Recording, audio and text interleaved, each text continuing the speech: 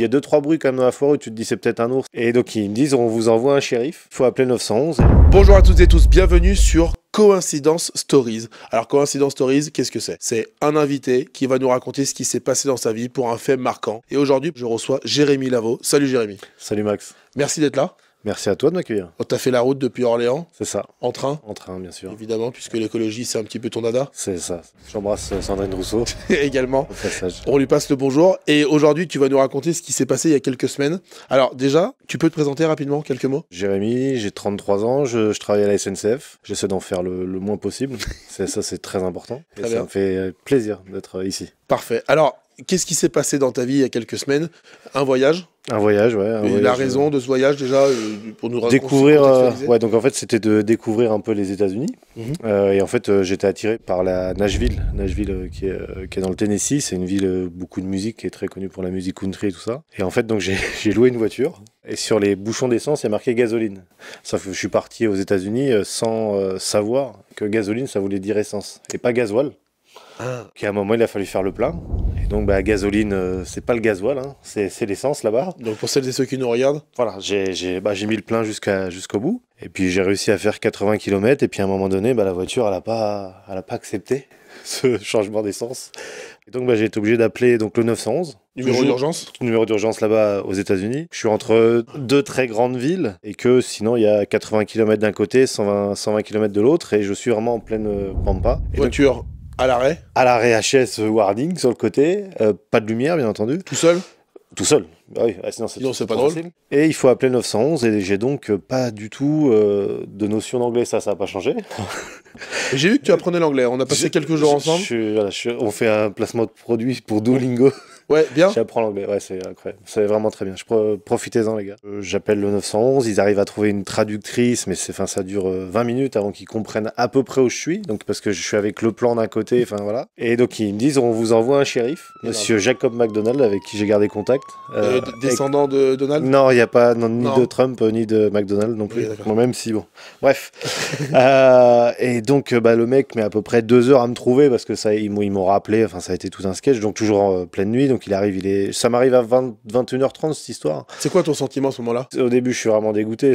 T'es pas très bien, quoi. La peur, t'avais peur? Pas forcément la peur. Si, il y a 2-3 bruits quand même dans la forêt où tu te dis c'est peut-être un ours, ça va être moins drôle. Ouais, parce que t'es dans un truc où mais non, ça peut être un peu chaud. C'est pas la peur, c'est plus j'en ai après moi, quoi. Je me dis mais je suis un tutush, quoi. Ce shérif arrive 2 heures après.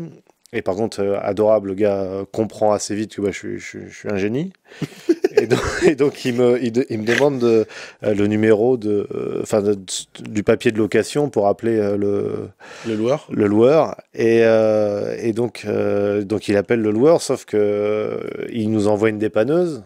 Pareil, qui part d'une grande ville et le mec il vient avec un camion, donc ça dure 1h30.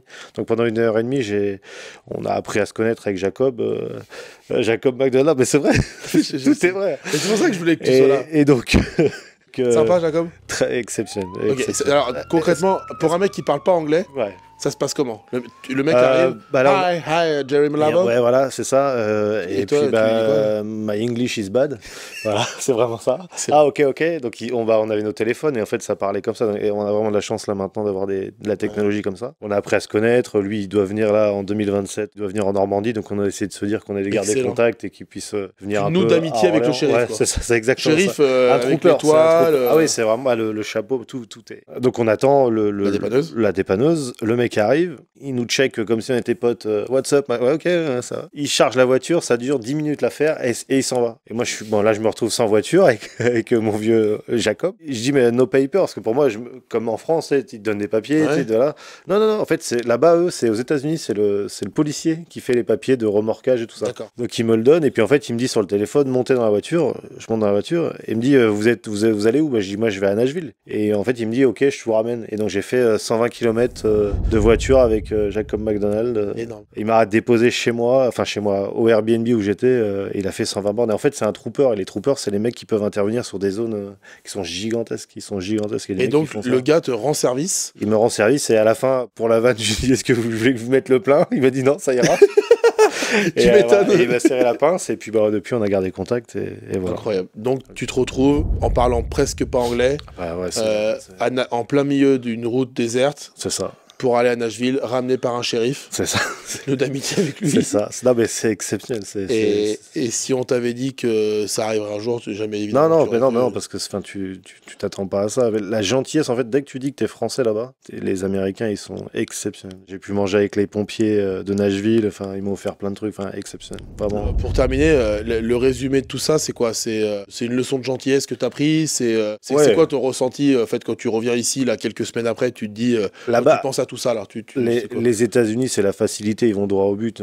On parle souvent de bureaucratie, des choses comme ça. Et c'est des trucs où, enfin, nous, en France, tu as besoin d'une agrafeuse dans un bureau, il faut appeler le chef d'aide, enfin tout. Là-bas, eux, ils s'embêtent pas, c'est carré, ça va tout droit. Eux, ça va tout droit, voilà. Moi, c'est ça. Et puis oui, ça change la vie, là. C'est plus facile là-bas, je trouve. Ok, donc au final, une très belle expérience. Exceptionnel. Et puis j'y retourne bientôt au mois de mai. Donc. On passe le bonjour à Jacob en anglais, in English, please. Hello, Jacob.